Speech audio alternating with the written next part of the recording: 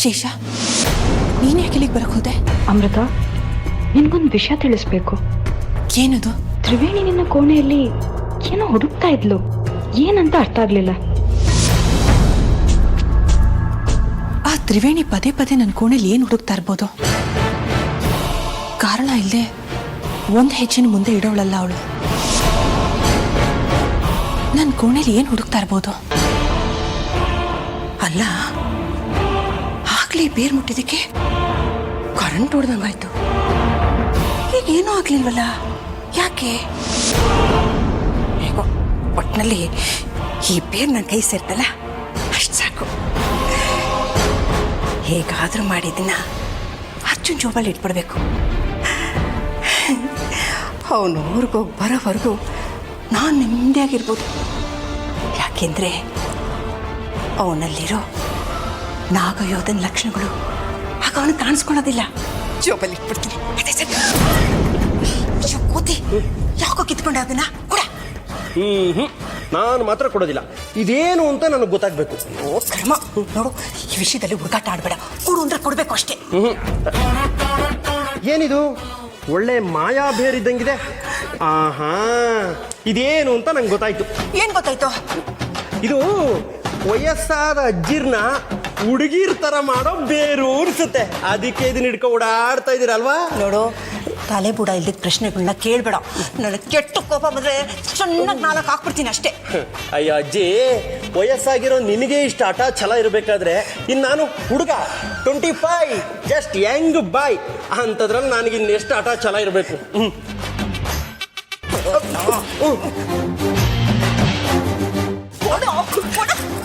ಏನ್ ನಡೀತಾ ಇದೆ ಇಲ್ಲಿ?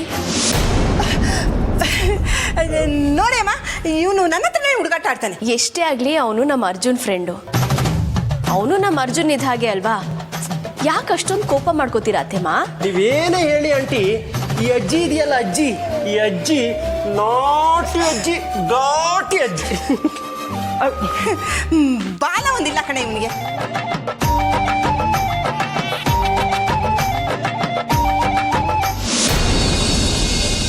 ನೋಡು, ನಿನ್ನ ಹುಡುಗಾಟಿಗೆ ತರಲೆ ತುಂಟಾಟ ಎಲ್ಲ ಅಲ್ಬೇಡ. ನಿಮ್ಮಪ್ಪ ಏನು ಹೇಳಿದರೋ ಅಷ್ಟು ಕೆಲಸ ಮುಗಿಸ್ಕೊಂಡು ಸೀದಾ ಮನೆಗೆ ಬಂದ್ಬಿಡ್ಬೇಕು. ಆಯ್ತಮ್ಮ. ಟೈಮ್ ಕರೆಕ್ಟಾಗಿ ಊಟ ಮಾಡು, ನಿದ್ದೆ ಮಾಡು. ಹೇಳೋರು ಕೇಳೋರು ಯಾರೂ ಇಲ್ಲ ಅಂತ ಸುಮ್ಮನೆ ಅಲಿಯೋಕೆ ಹೋಗ್ಬಿಡ್ಬೇಡ. ನೀನು ಕೆಲಸ ಮುಗಿಸ್ಕೊಂಡು ತಕ್ಷಣ ಮನೆಗೆ ಬಂದ್ಬಿಡು. ಅಮ್ಮ, ನೀವೇನು ತಲೆ ಕೆಡಿಸ್ಕೊಳಕ್ ಹೋಗ್ಬೇಡಿ. ನನಗೆ 3 ಹೊತ್ತಿಂದ ಅಭ್ಯಾಸ ಇಲ್ಲ, 6 ಹೊತ್ತು ತಿಂದ ಅಭ್ಯಾಸ. ನಾನು ತಿನ್ನುವಾಗೆಲ್ಲ ಒಂದೊಂದು ತುತ್ತು ನಿಮ್ಮ ಮಗಂಗೆ ತಿನ್ನಿಸ್ತಾ ಇರ್ತೀನಿ. ನಾನು ಅರ್ಜುನ್ ಜೊತೆ ಇದ್ದೀನಿ, ನೀವು ಆರಾಮಾಗಿರಿ, ಭಯ ಪಡಬೇಡಿ. ಅದೇ ನನಗೆ ಭಯ. ಯಾಕಜ್ಜಿ? ಯಾಕೆಂದ್ರೆ ಕೋತಿ ತಾನ್ ಕೆಡದಲ್ದೆ ಎಲ್ಲ ಕೆಡಿಸ್ತಂತೆ. ಅಂದ್ರೆ ನಾನು ಕೋತಿನ? ಅದನ್ನ ಬಾಯ್ ಬಿಟ್ಟು ಬೇರೆ ಹೇಳ್ಬೇಕಾ? ಡಾರ್ಲಿಂಗ್,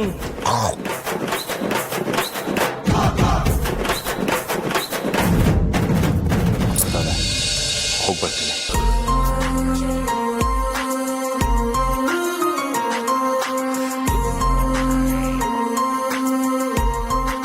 ಸರಿ, ಹೋಗಿ ಬನ್ನಿ.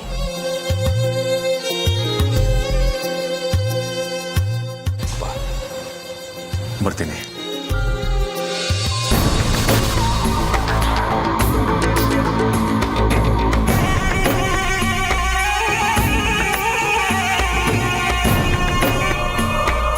ಹೋಗಿ ಬರ್ತೀನಿ ಅನ್ಬೇಡ್ವೋ, ನೀನು ವಾಪಸ್ ಬರೋದಿಲ್ಲ. ಇದು ನಿನಗೆ ಒನ್ ವೇ ಟಿಕೆಟ್. ನೀನು ಮತ್ತೆ ಇಲ್ಲಿಗೆ ಜೀವಂತವಾಗೂ ಬರೋದಿಲ್ಲ, ಶವವಾಗೂ ಬರೋದಿಲ್ಲ. ಹಾಗೆ ಹೆಣೆದಿದ್ದೀನಿ ನಾನು ಈ ಸಂಚಿನ ಸುಳಿನ.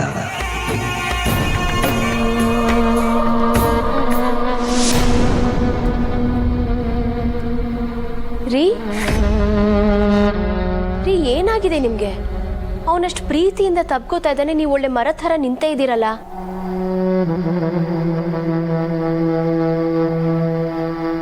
ಆಶೀರ್ವಾದ ಮಾಡಿ ಕಳಿಸಿ ಅವನಿಗೆ.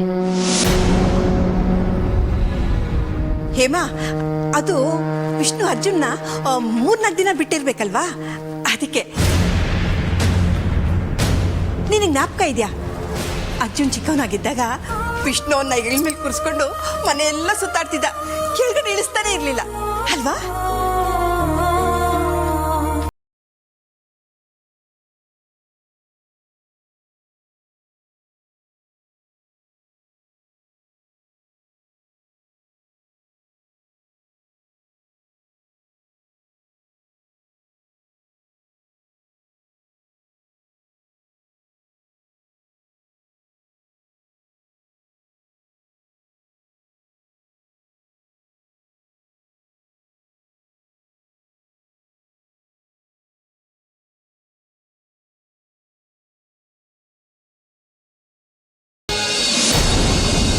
ನಿನ್ನನ್ನು ನಾನು ನನ್ನ ಮಗ ಅಂತಲೇ ಪ್ರೀತಿಯಿಂದ ಬೆಳೆಸ್ದೆ. ಕೊನೆಗಾಲದಲ್ಲಿ ನನಗೆ ಆಸರೆಯಾಗಿ ನಿಲ್ತೀಯ ಅಂತನೂ ಅಂದುಕೊಂಡಿದ್ದೆ. ಆದರೆ ಬೆಳೆದು ನಿಂತು ನನ್ನನ್ನೇ ಆಹುತಿ ತಗೊಳಕ್ ನೋಡ್ತೀಯ ಅಂತ ನಾನು ಕನಸು ಮನಸ್ಸಲ್ಲೂ ಅಂದ್ಕೊಂಡಿರಲಿಲ್ಲ. ಹಾಗೇನಾದರೂ ಗೊತ್ತಾಗಿದ್ದಿದ್ರೆ ಅವತ್ತೇ ನಿನ್ನ ನಾನು ಕೊಂದುಬಿಡ್ತಿದ್ದೆ.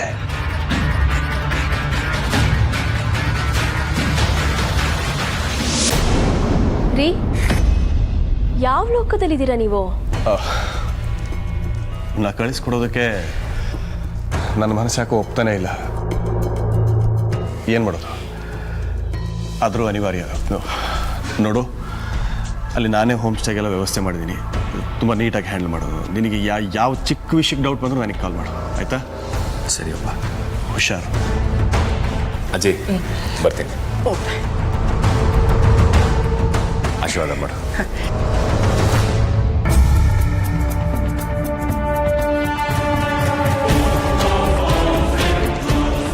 ಅಪ್ಪ, ನಾನು ಅಂದ್ಕೊಂಡಿದ್ದ ಕೆಲಸ ಆಯ್ತು. ಹೋಗ್ಬೇಕಂದ ನೀನ್ ನಡೆಯೋ ದಾರಿಲಿ ಕಲ್ಲು ಮುಳ್ಳೆಲ್ಲ ಹೂವಾಗರಲಿ, ಅವ್ರಿಯೋ ಸೂರ್ಯ ಚಂದ್ರನಾಗೆ ತಂಪಾಗ್ಲಿ. ಈ ನಿಮ್ಮ ಆಶೀರ್ವಾದ ಒಂದೇ ಸಾಕು ಅವನ್ನ ಕಾಪಾಡೋದಕ್ಕೆ. ಸರಿ ಸರಿ, ಹೊರಡು. ಅರ್ಜುನ್, ಒಂದು ನಿಮಿಷ ಇರೋ. ಇವತ್ತು ಯಾಕೋ ನಿನ್ನ ಜೊತೆ ಸೆಲ್ಫಿ ತಗೋಬೇಕು ಅಂತ ಅನಿಸ್ತಾ ಇದೆ. ಏನು ಹೇಮ ನೀನು ಒಳ್ಳೆ ಚಿಕ್ಕ ಮಕ್ಳು ಥರ ಸೆಲ್ಫಿ ಗಿಲ್ಫಿ ಅಂತೆಲ್ಲ? ಯಾಕೋ ನಂಗೆ ಅವನ್ನ ಕಳ್ಸ್ಕೊಡಕ್ಕೆ ಮನ್ಸಾಗ್ತಾ ಇಲ್ಲ ರೀ ಇವತ್ತು. ನೋಡಿ ಹೇಮ, ನೀನು ಹೀಗೆಲ್ಲ ಸೆಂಟಿಮೆಂಟಲ್ ಆಗಬೇಡ. ಆಯ್ತು, ಬಾರು.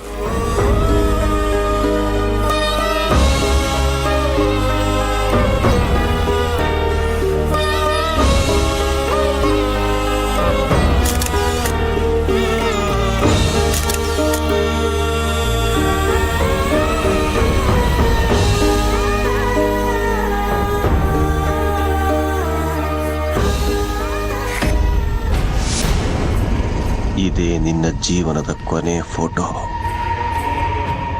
ನಿನ್ನನ್ನು ಫಿನಿಶ್ ಮಾಡಿ ನಾಗಮಣಿ ಎಲ್ಲೇ ಇದ್ರೂ ಸಹ ನನ್ನ ವಶಕ್ಕೆ ನಾನು ಪಡಿತೀನಿ. ಓಕೆ ಓಕೆ, ಏನು ಒಳ್ಳೆ ಮಗನ್ನ ಕಾರ್ಗಿಲ್ ಯುದ್ಧಕ್ಕೆ ಕಳಿಸೋ ಥರ ಆಡ್ತಾ ಇದ್ದೀರಾ. ಟೈಮ್ ಆಯಿತು, ನಾವು ಹೊಡ್ತೀವಿ. ಬಾ ಅರ್ಜುನ್, ಬಾಯ್ ಬಾಯ್ ಬಾಯ್ ಡಾರ್ಲಿಂಗ್.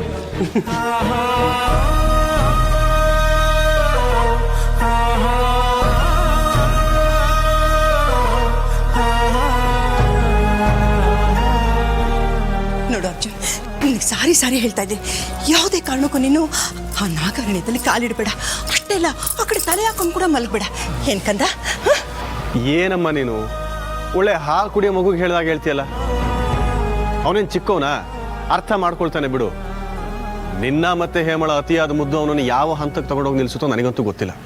ಈ ಸುಮ್ಮನೆ ಇರ್ತೀಯೇನೋ? ನಮ್ಮ ಆತಂಕ ನಮ್ಗಿರೋದಿಲ್ವಾ? ಇವನಬ್ಬ. ನೀನು ಅತಿಯಾಗಿ ಆತಂಕ ಪಡೋ ಅವಶ್ಯಕತೆ ಇಲ್ಲ ಅಂತಾನೆ ಅಮ್ಮ ನಾನು ಹೇಳ್ತಾ ಇರೋದು. ಅರ್ಜುನ್ ನಾನು ಹೇಳಿರೋ ಜಾಗಕ್ಕೆ ಹೋಗ್ತಾನೆ, ನೋಡ್ಕೊಂಡು ಮಾತಾಡ್ಕೊಂಡು ಬರ್ತಾನೆ. ಸರಿನಾ ಅರ್ಜುನ್? ಸರಿಯಪ್ಪ. ಸರಿ, ನೀವು ಹೊರಡು ಅರ್ಜುನ್. ಅಮೃತ ಅವರೇ, ಬರ್ತೀನಿ.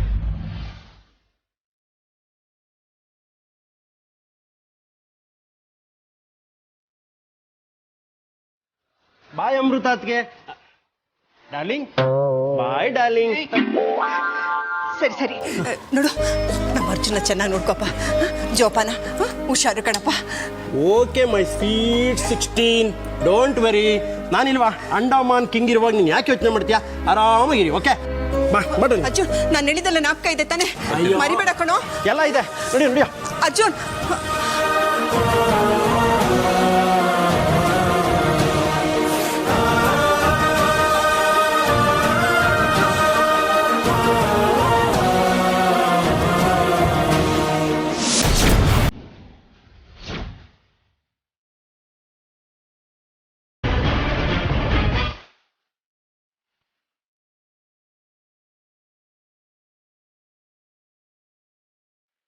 ಹಲೋ, ಅರ್ಜುನ್ ಈಗ ತಾನೇ ಹೊರಟಿದ್ದಾನೆ. ಅವನ ಜೊತೆ ಅವನ ಫ್ರೆಂಡ್ ಕೂಡ ಹೊರಟಿದ್ದಾನೆ. ಸರಿಯಾಗಿ ಕೇಳಿಸ್ಕೊ, ಅರ್ಜುನ್ನ ಮಾತ್ರ ಮುಗಿಸ್ಬೇಕು. ಅವನ ಜೊತೆನಲ್ಲಿರೋರಿಗೆ ಯಾವುದೇ ತೊಂದರೆ ಕೂಡ ಆಗಬಾರ್ದು.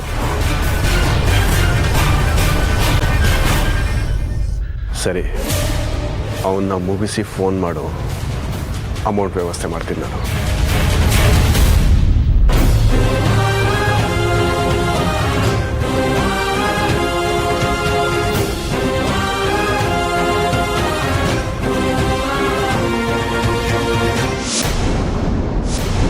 ಅಮ್ಮ, ಅದ್ಗೆ ಹೇ ಯಾಕೋ ಅಲ್ಲೇ ನಿಂತ್ಕೊಂಡು ಅಮ್ಮ ಅಮ್ಮ ಅಂತ ಕೂಗ್ತಾ ಇದೆಯಾ?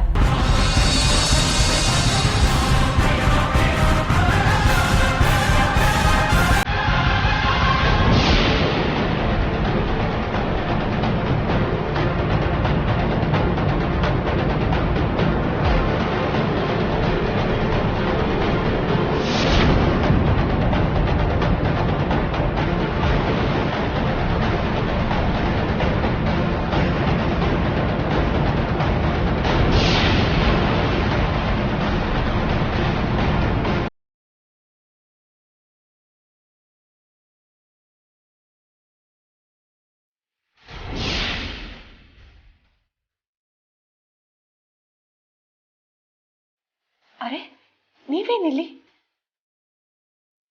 ಯಾಕಮೃತ ಬರಬಾರ್ದಾಗಿತ್ತ?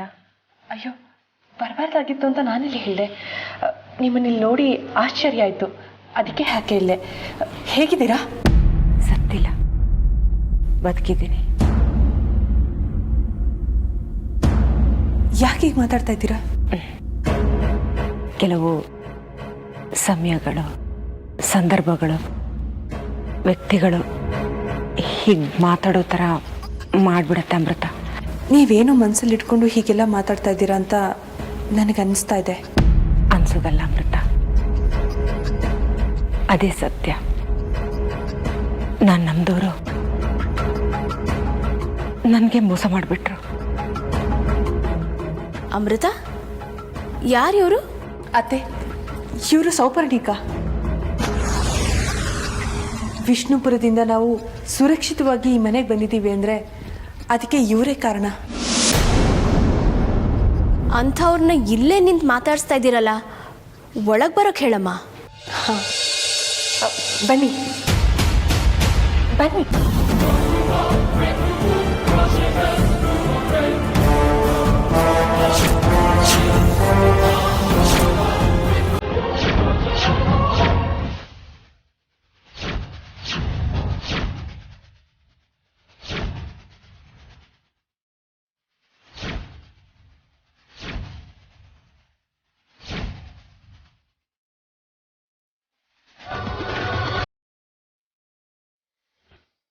ಹೌದು, ಏನೇನು ಇದ್ದಕ್ಕಿದ್ದ ಹಾಗೆ ಇಲ್ಲಿ?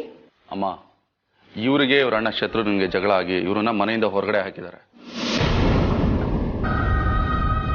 ಇವರು ಶತ್ರುಘ್ನನ್ ತಂಗಿನ? ಮತ್ತೆ ಮೊನ್ನೆ ಶತ್ರುಘ್ನ ಇವ್ರಿಗೆ ಇವ್ರ ಅಣ್ಣನ್ ಬಿಟ್ರೆ ಬೇರೆ ಯಾರಿಲ್ಲ. ಇಲ್ಲೇ ಹತ್ರ ದೂರಲ್ಲೇ ಇವ್ರ ಸಂಬಂಧಿಕರಿದ್ರಂತೆ, ಅವ್ರನ್ನ ಹುಡ್ಕೊಂಡು ಬಂದ್ರಂತೆ. ಅವ್ರು ಸಿಗ್ಲಿಲ್ಲ ಅಂತ ಹೇಳಿ ಆತ್ಮಹತ್ಯೆ ಮಾಡ್ಕೊಳಕ್ ಹೋಗಿದ್ರು. ಇವ್ರ ಪುಣ್ಯ ಇವರು ನನ್ನ ಕಣ್ಣಿಗೆ ಬಿದ್ದರು. ನೀವು ಸಾಯೋದು ಬೇಡ, ನಮ್ಮ ಮನೆಗೆ ಬನ್ನಿ, ನಾವು ನಿಮ್ಗೆ ಆಶ್ರಯ ಕೊಡ್ತೀನಿ ಅಂತ ಕರ್ಕೊಂಡು ಬಂದೆ. ನೀವು ನಮಗೆ ವಿಷ್ಣುಪುರದಲ್ಲಿ ಮಾಡಿದ ಸಹಾಯಕ್ಕೆ ನಾವು ನಿಮಗೆ ಏನು ಕೊಟ್ಟರು ಕಡಿಮೆನೆ. ನೀವು ಈ ಮನೆಯಲ್ಲಿ ಧಾರಾಳವಾಗಿರ್ಬೋದು.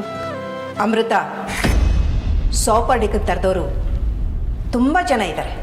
ಹಾಗಂತ ಅವ್ರನ್ನೆಲ್ಲ ಕರ್ಕೊಂಡು ಬಂದು ಮನೆಗೆ ಇಟ್ಕೊಳಕ್ಕಾಗತ್ತಾ? ಅಜ್ಜಿ, ಸೌಪರ್ಣಿಕ ಅವ್ರು ಇಲ್ಲ ಅಂದಿದ್ದಿದ್ರೆ ನಾನು ಅರ್ಜುನ್ ಅವರು ವಿಷ್ಣುಪುರದಲ್ಲಿ ಯಾವ ಸ್ಥಿತಿಯಲ್ಲಿ ಇರ್ತಿದ್ವಿ ಅಂತ ನಿಮಗೂ ಗೊತ್ತು ತಾನೆ. ಅಮೃತ, ಅತ್ತೆ ಹೇಳ್ತಾ ಇರೋದು ಸರಿಯಾಗೇ ಇದೆ. ಈ ಕಂಡ್ಕೊಂಡವ್ರನ್ನೆಲ್ಲ ಮನೆಯೊಳಗೆ ಸೇರಿಸ್ಕೊಂಡ್ರೆ ಮನೆಯಾಗಿರೋದಿಲ್ಲಮ್ಮ, ಅನಾಥಾಶ್ರಮ ಆಗ್ಬಿಡತ್ತೆ.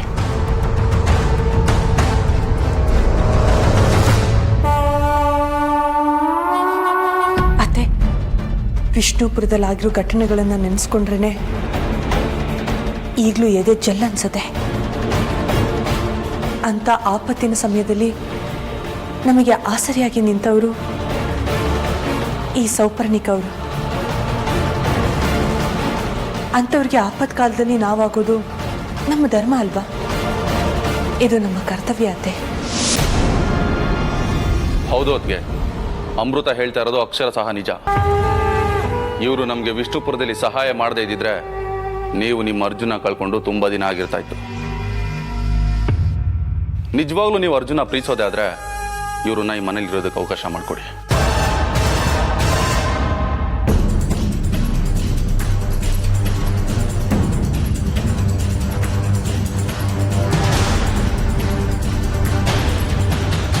ಆಯಿತು, ನೀನು ಅಮೃತ ಇಷ್ಟು ಹೇಳ್ತಾ ಇದ್ದೀರಾ ಅಂದರೆ ನಂದೇನೂ ಅಭ್ಯಂತರ ಇಲ್ಲ. ಅಮ್ಮ, ಇವರು ವಿಷ್ಣುಪುರದಲ್ಲಿ ಎಷ್ಟು ಸಹಾಯ ಮಾಡಿದ್ದಾರೆ ಅನ್ನೋದನ್ನ ನೀನೆ ನಿನ್ನ ಕಣ್ಣಾರೆ ನೋಡಿದ್ಯಾ. ಅಂತರಲ್ಲಿ ನೀನೇ ಹೀಗೆ ಮಾತಾಡ್ತಿದ್ಯಲ್ಲ. ಹಾಗಲ್ಲ ಕೊಡು. ಇಲ್ಲಮ್ಮ, ಇವರು ಇರಬೇಕು, ಇಲ್ಲೇ ಇರ್ತಾರೆ ಅಷ್ಟೇ. ಅವತ್ತು ಶಿವರಾತ್ರಿ ಹಬ್ಬದ ದಿನ ದೇವಸ್ಥಾನದ ಮುಂದೆ ಇವ್ರ ಅಣ್ಣ ಹಾವು ಕಚ್ಚಿ ನೆಲಕ್ಕೆ ಬಿದ್ನಲ್ಲ, ಅವನ್ ಸತ್ನ ಅಥವಾ ಬದುಕದ್ನ? ಇವಳೇನೋ ಮಸ್ಲತ್ ಮಾಡಬೇಕು ಅಂತಾನೆ ನಮ್ಮ ಮನೆಗೆ ಬಂದಿದ್ದಾಳೆ ಅನ್ಸುತ್ತೆ. ಸರಿ, ನೀವೆಲ್ಲ ಇಷ್ಟು ಹೇಳಿದ್ಮೇಲೆ ನಾನ್ಯಾಕೆ ಮಾತಾಡಲಿ? ನಿಮ್ಮಿಷ್ಟ.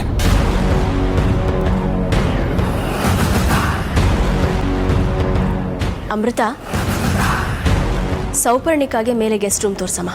ಸರಿ ಅತ್ತೆ, ನಾನು ಚೀಲ ತಗೊಂಡು ಬರ್ತೇನೆ. ಅಮೃತ, ಬೇಡ, ನಾನೇ ತಗೋತೀನಿ. ಬನ್ನಿ.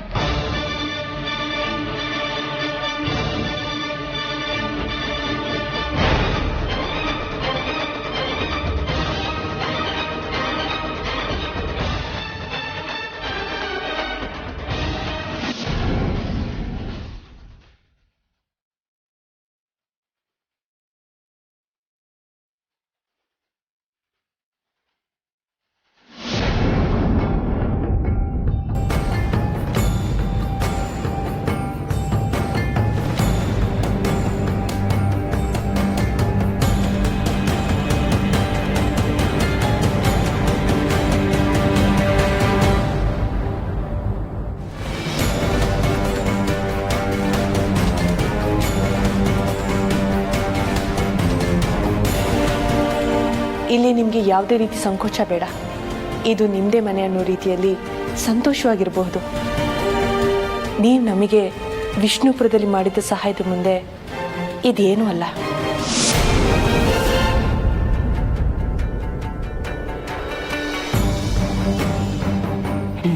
ನಮ್ಮಣ್ಣನ ಈ ಸ್ಥಿತಿಗೆ ತಂದವ್ರಿಗೆ ಒಂದು ಕತೆ ಕಾಣಿಸೋವರೆಗೂ ನನ್ನ ಮನಸ್ಸಿಗೆ ಶಾಂತಿ ಇಲ್ಲ, ನನ್ನ ಕಣ್ಣಿಗೆ ನಿದ್ದೆ ಇಲ್ಲ.